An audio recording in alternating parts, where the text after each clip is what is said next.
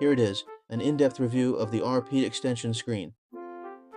The screen's outer casing is available in 3 distinct colors: black, purple, and a clear transparent option. The material used for the casing is a matte finish.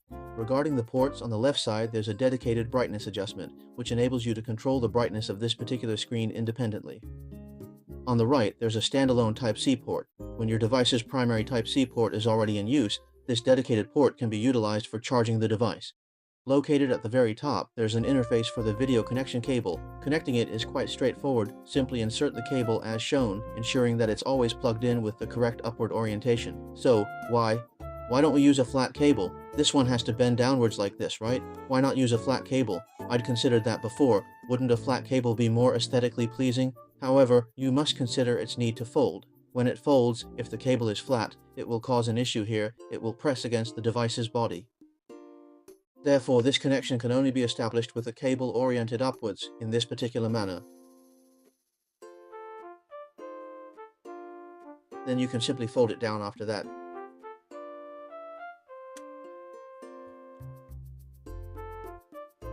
Next, you can place the actual machine on top of it.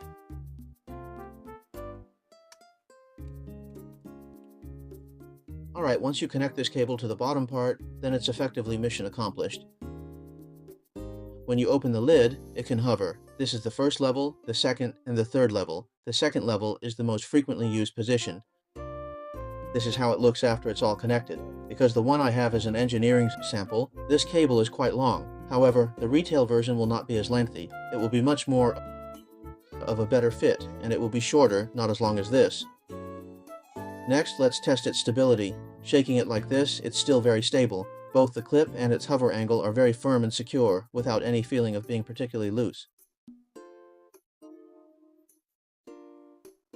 Next, let's discuss the weight.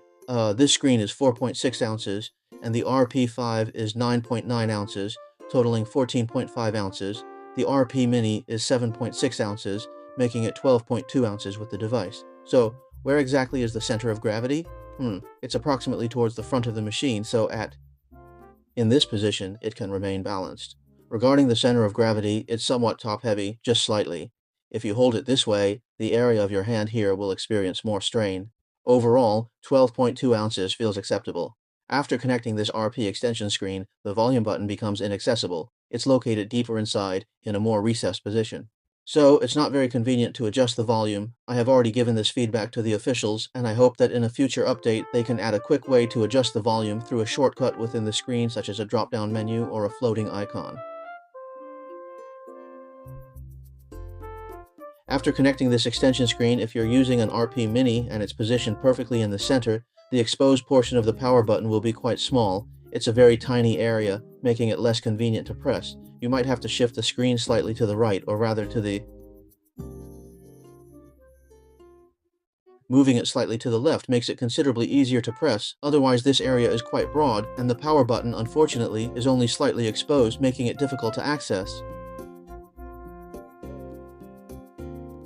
The suggestion is to move it slightly to the left. This is the effect after connecting it to the RP5. Because the RP5's button layout is a bit more spread out compared to the Minis, the issue I just mentioned about the power button being inaccessible isn't a problem. A lot of it is visible. Additionally, the hinge's pivot point is located on this clip. Since the clip is quite rigid, I recommend attaching a cushioning, double-sided tape, or something similar to that area. This way, you can have a soft cushioning effect when the edge of your screen comes into contact with it, so it won't be a harsh, hard connection. This is what it looks like once it's properly connected to the RP5. Some friends have been asking, does this work with other handheld gaming consoles? Well, in theory, as long as it's an Android handheld console or an Android phone with a full-function Type-C port, you can definitely give it a try, so theoretically, it should be compatible with most of them.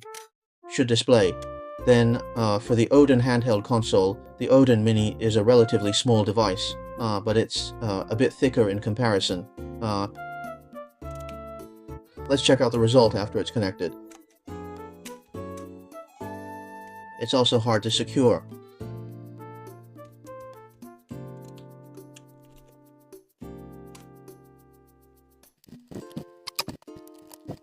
Alright, I've just managed to secure it in place, but it's really pushed to its limits. However, due to the device's thickness, the clamp unfortunately presses directly on the volume button.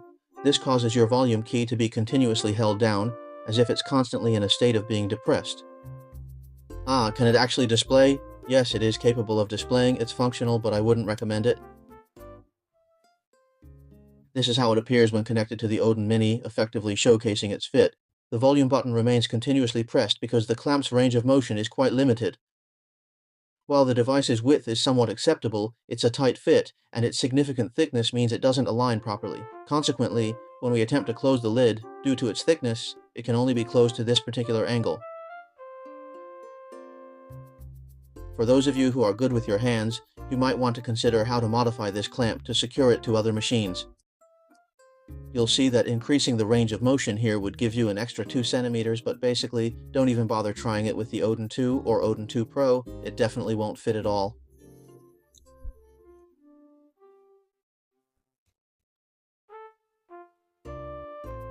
The top screen is indeed touch-enabled, allowing you to perform various touch operations. And then, right below it, you'll find the same capability here as well. Its screen features a 16:9 aspect ratio, and it's likely an OLED display, just like the P5. When operating normally, it simply mirrors the content shown on the primary screen. Now, people are quite concerned about the battery life when using two screens. I specifically conducted a live stream to demonstrate this to everyone.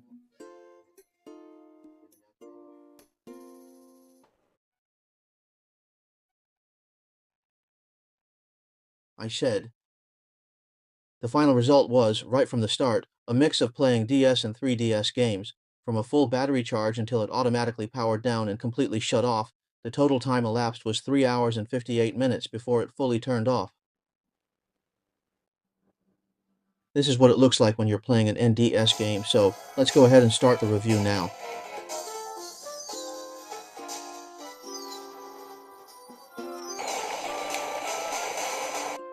There's also another way to use the RP extension screen. We can set the top screen as the primary display and turn off the lower screen to play games. For 16:9 ratio games, we go to Settings, connect to the TV, and change the video aspect ratio to 16:9. This makes the bottom screen small, but the top screen becomes a full screen display. Then,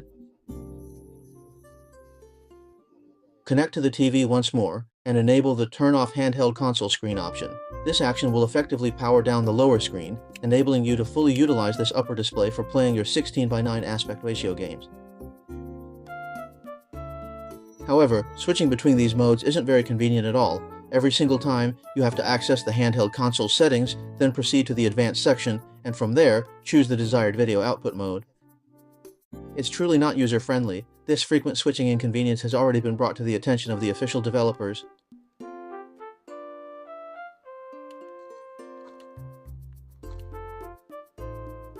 Today, I installed a beta version of the system update sent by APM.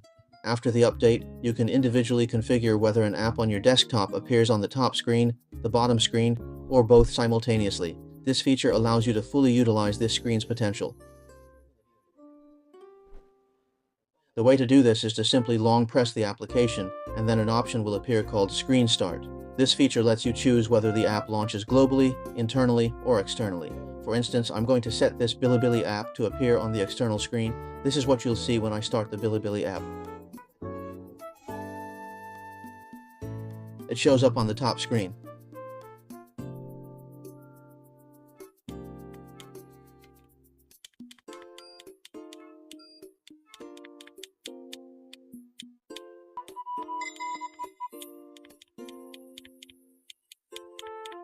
This allows us to utilize the upper screen for viewing content, while the lower screen can be used for playing games.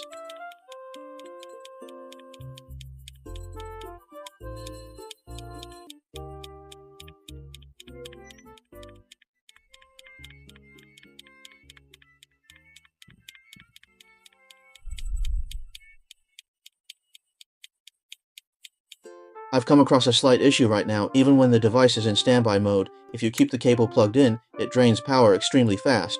This concern has already been brought to the attention of the official team. For now, my suggestion is, if you're already using this, make sure to unplug the connector when it's not in use. Otherwise, it will really consume a lot of power.